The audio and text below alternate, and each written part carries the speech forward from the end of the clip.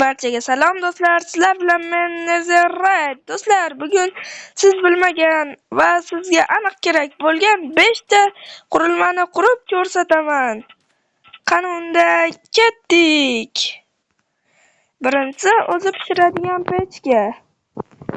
Unga bir tarafiga shunchaki bu yerga pishiriladigan narsani, bu yerga esa yoqilg'ini solsangiz, pechka o'zi pishirib mana bu yerga tushirib beradi. Hozir yana bir marta pishirib ko'rsatib beraman. Hozir bizga ko'mir kerak.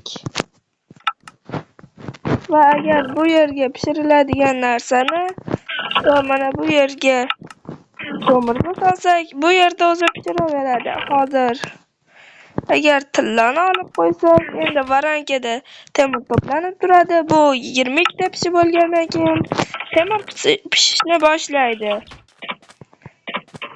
Unda ikkinchisiga ham olg'a. Mana do'stlar, ikkinchisi. Bunisi bizni o'zi sezganida bittasi sevet yonadi, ikkinchisi esa hozir kamon o'qini solsak, o'zi avtomatik bizni bilgan holda kamon o'qini otadi. Endi navbat uchinchisiga. Uchinchisi, agar siz shaxtada bo'lsangiz va narsalar kavlagan bo'lsangiz, shuni qursangiz yaxshi bo'ladi. Hozir bu yerda 20 ta ko'mir va buni to'xtatib, hozir yangisini olamiz.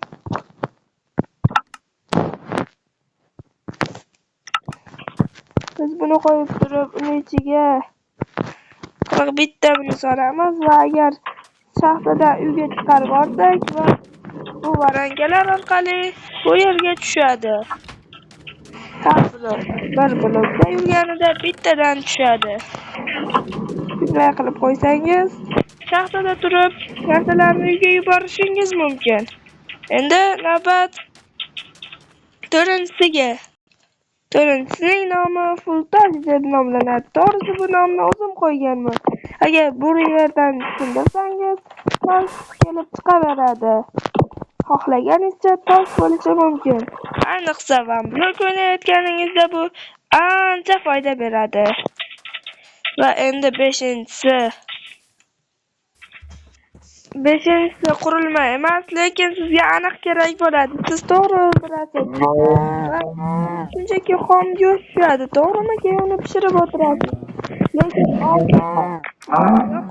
olib turib pishgan go'sht tushadi. Bemalol yeyishingiz mumkin. Video foydali bo'lgan bo'lsa, like bosib obuna bo'lib qo'ying. Mening kanalim rivoji uchun